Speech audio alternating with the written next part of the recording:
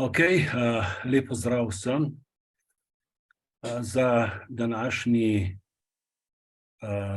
naslov mojega predavanja je Osvoboditev od krivde.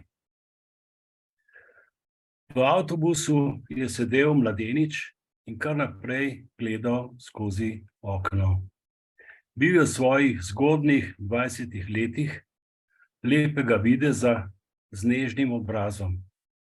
Poleg njega posedla ženska. Po nekaj pogovorih o vremenu, toplem in pomladnem, je mladenič nepričakovano rekel: 2 leti sem bil v zaporu. Zjutraj sem šel ven in sem na poti domov. Besede so lile iz njega, ko ji je pripovedoval, kako je odraščal v revni, a pošteni družini in kako je njegova kriminalna dejavnost prinesla sramoto in bolečino tistim, ki jih je imel rad. V teh 2 letih jih ni ne videl, ne slišal. Vedel je, da so njegovi starši prerevni, da bi lahko prišli do zapora, kjer je bil zaprt, in da se počutijo preveč nevedne, da bi mu pisali. On pa je prenehal pošiljati pisma, ker ni prejel nobenega odgovora. 3 tedne, preden so ga izpustili, je še zadnjič obupano poskušal priti v stik s očetom in materjo. Opravičil se je, ker jih je razočaral in jih prosil odpuščanja. Po izpustitvi iz zapora je vstopil na tisti avtobus, ki ga bo odpeljal nazaj v njegovo mesto in se bo peljal tik pred vrtom hiše, v kateri je odraščal in kjer so še naprej živeli njegovi starši. V pismu je zapisal, da bo razumel njihove razloge za zavrnitev. Da bi olajšal delo, jih je prosil, naj mu dajo znak, ki bo viden iz avtobusa.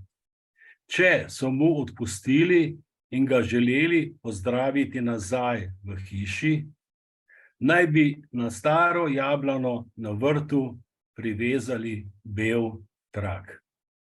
Če ne bi bilo signala, bi ostal na avtobusu in se odpeljal iz mesta ter zavedno zapustil njihova življenja. Ko se je avtobus približeval njegovi ulici, je mladenič postajal vse bolj nervozen, do te mere, da ga je bilo strah pogledati skozi okno, saj je bil prepričan, da traku na jablani ne bo. Ko je ženska ob njem opazila njegovo nervozo, mu je predlagala: zamenjaj se z menoj, če dovoliš, bom jaz gledala skozi okno. Avtobus je peljal še nekaj ulic in v nekem trenutku je ženska zagledala drevo. Nežno se je dotaknila mladeničeve rame in z zadrževanjem solz zamrmrala: glej, poglej, celo drevo so prekrili z belimi trakovi. Ne vem, če se je ta zgodba s Facebooka dotaknila tvojega srca. Mojega se je.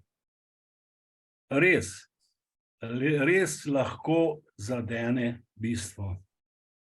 Lahko zadene občutek tvoje krivde in lahko zadene občutek tvojega odpuščanja sebi in vsem tistim, ki so te na kakršen koli način prizadeli.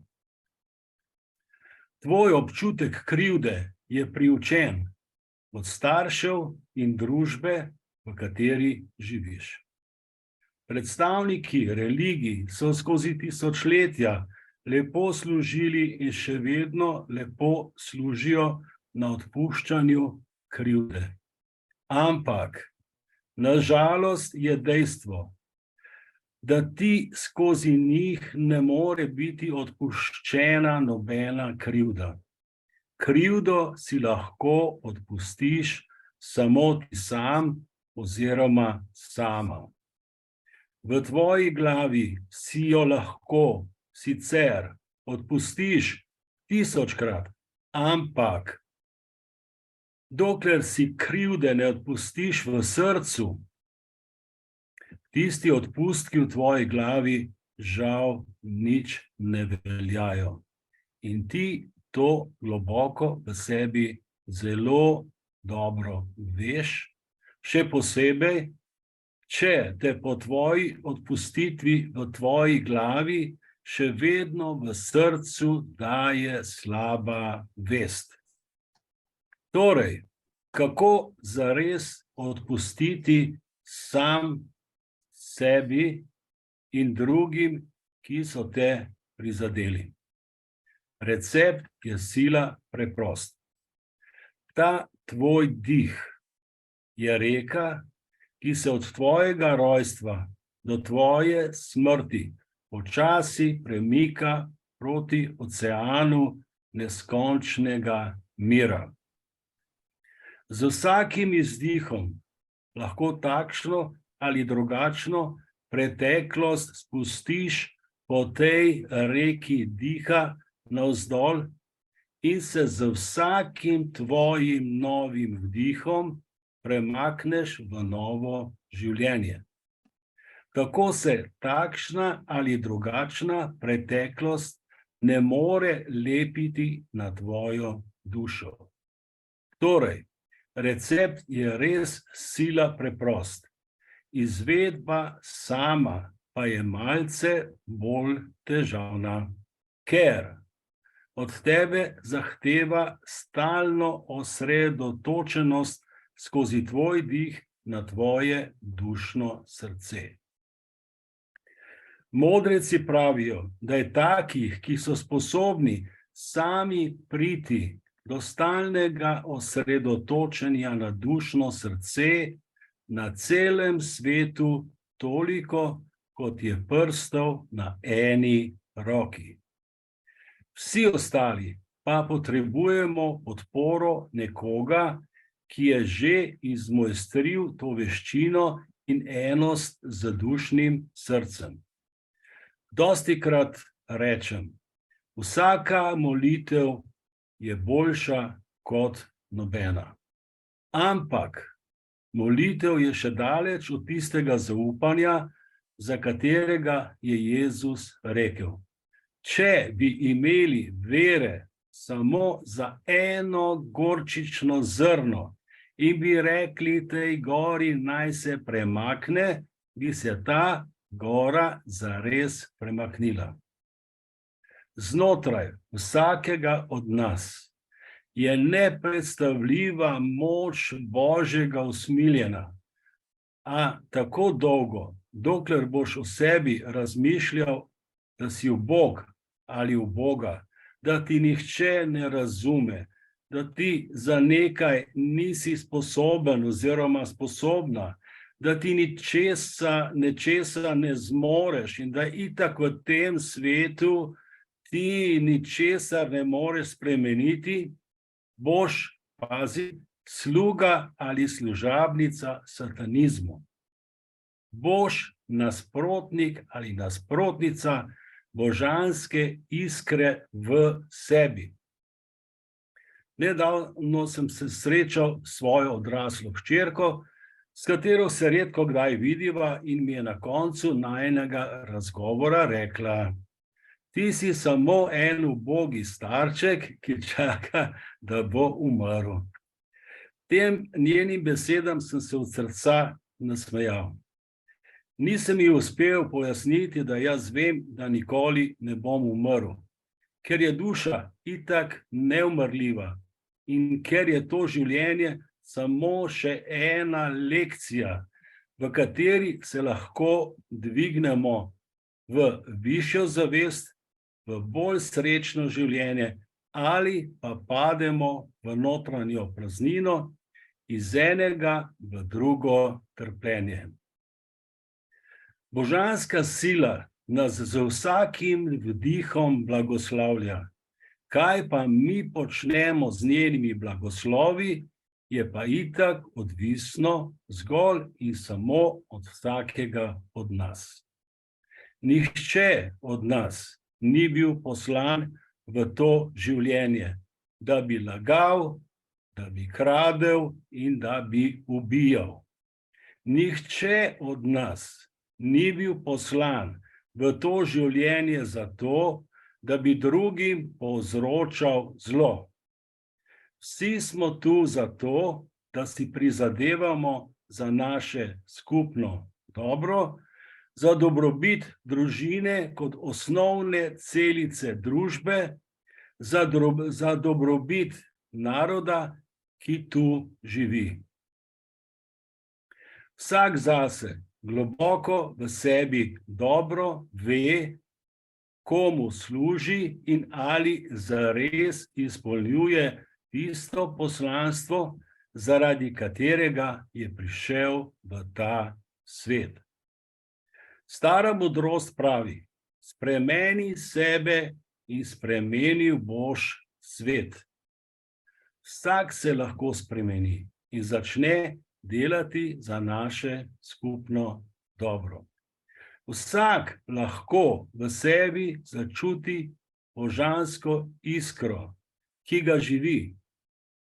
Ta božanska iskra je izvor tvojega miru, je izvor tvoje ljubezni in je izvor tvoje sreče.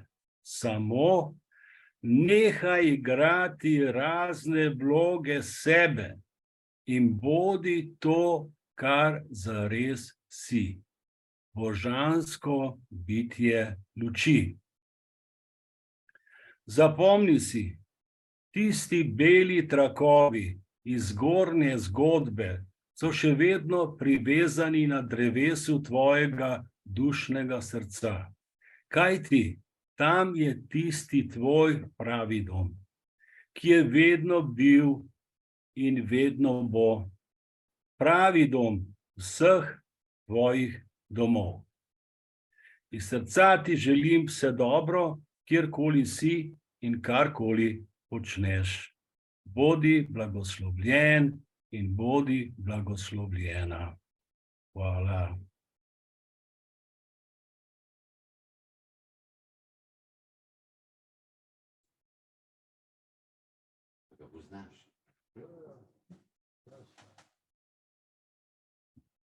Hvala, Stojan. Se slišiva? Ja, hvala. Ja, hvala. Iskrena hvala za tvoje besede, za tvoj nauk. Če je mogoče kdo tukaj med nami še, ki bi kako besedo spregovoril, bi želel kdo kaj povedati. Gospod arhitekt, bi vi po kako hišo zgradili pred mikrofonom? A ni pravi dan? V redu, zdaj še mame slavimo, dobro. Je kdo? Želi kdo kaj povedati? Drugače pa, Stojan, lahko zaključiš. Ja, torej vsem lep pozdrav. Zavedajmo se, da smo tukaj res zaradi miru, ljubezni, za to, da delamo za skupno dobro, in zavedajmo se, da nas Božja milost nas podpira z vsakim našim dihom in na vsakem našem koraku, da dejansko nas ni treba biti ničesar strah. Ničesar strah zaradi tega, ker dejansko smo zaščiteni smo od znotraj navzven. Samo jaz priporočam res vsakemu od nas, dajmo se vsak dan posvetiti nekaj časa svojemu dušnemu srcu, tej energiji, ki nas živi. Dajmo se usesti in zapreti oči, spremljati svoj dih in svoje občutke, spremljati svojo intuicijo. In tako bomo dejansko prišli do večjega poguma, do večje večjega, recimo, sigurnosti vase, a ne, in bomo dejansko bolj nastopali taki, kot smo, a ne, bolj bomo osredotočeni, lažje nam bo premagovati vse te negativnosti in vse te medijske, te medijski strahovi, vse te stvari bo imele manjši vpliv na naše življenje. Evo, res vsem vse dobro in se vidimo na kakšnem naslednjem srečanju društva Belis. Naslednjo soboto, ne? Ja, ok, vabljeni. Tako, ja, naslednjo soboto, ja. Seveda. Okay, ja. Ja, kako pa. Ja. Okay. Hvala. Ja, lep večer vsem, dobro se imejte in hvala za nocoj. Srečno.